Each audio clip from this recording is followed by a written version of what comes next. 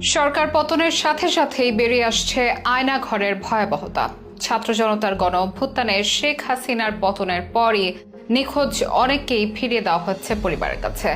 গোলাম আজমের ছেলে জেনারেল আব্দুল্লাহিল আমান আজমি ও জামাত নেতা মীর কাশেম আলীর ছেলে মীর আহমদ বিন কাশেম কথিত আয়না ঘর থেকে মুক্তি পেয়েছেন।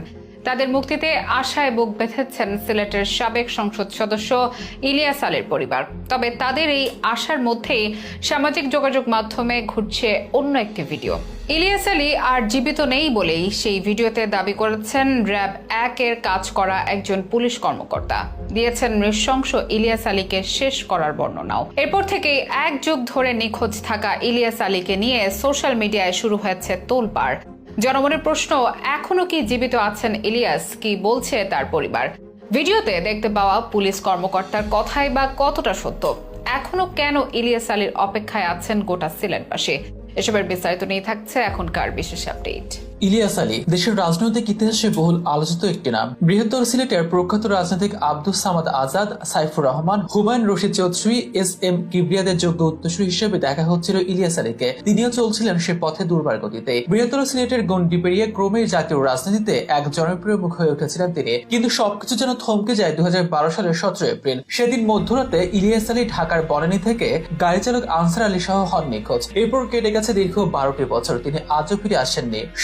এরশাদ বিরোধী আন্দোলনে অগ্রণী ভূমিকা নেয়ার মধ্য দিয়ে রাজনীতিতে উত্থান ঘটে ইলিয়াস আলীর। 90-এর দশকে প্রভাবশালী ছাত্র নেতা ছিলেন তিনি। বিএনপির রাজনীতিতে তরতরিয়ে উপরের দিকে উঠছিলেন তিনি। ভারতের সীমান্ত আগ্রাসন ও টিপাই মুখ বাঁধের বিরুদ্ধে জোরালো প্রতিবাদ সহ নানা ইস্যুতে শক্ত অবস্থান নিয়ে ইলিয়াস ক্রমে জাতীয় রাজনীতিতে নিজেকে এক অপ্রতিরোধ্য নেতা হিসেবে প্রকাশ করেছিলেন। সে কারণে ইলিয়াস আলী যখন নিখোঁজ হলেন তখন দেশব্যাপী গড়ে ওঠে তীব্র আন্দোলন। বিশেষ করে ওই সময় সিলেট ছিল অগ্নিগর্ভ। ওই সময় ইলিয়াস আলী নিখোঁজের প্রতিবাদী আন্দোলনে পুলিশের সঙ্গে জনতার সংঘর্ষে প্রাণ হারান অন্তত 3 জন। কিন্তু আজও সন্ধান মেলেনি ইলিয়াস আলীর। সরকার পতনের পর জামাতের 2 নেতার 2 ছেলে নিখোঁজ থেকে এসেছেন ফিরে। এবার আয়না ঘরের দিকে সবার চোখ। ইলিয়াস আলীর ফিরে আসার অপেক্ষায় এখনো তার পরিবার। এই অপেক্ষার মধ্যে আসে ভিন্ন এক খবর। পুলিশের এক কর্মকর্তা এক ভিডিও বার্তা জানান, জীবিত নেই ইলিয়াস। অনেক আগে পতেঙ্গা সমুদ্র সৈকত নির্মম ভাবে শেষ করা হয় তাকে। লাশের হদিস নষ্ট করতে পাথর বেঁধে ডুবিয়ে দেওয়া হয় সাগরে। এদিকে ইলিয়াসের মৃত্যুর খবর মেনে নিতে পারছেন না তার পরিবার। এখনো আশায় বুক বেঁধে আছেন তার স্বজনেরা। যেভাবে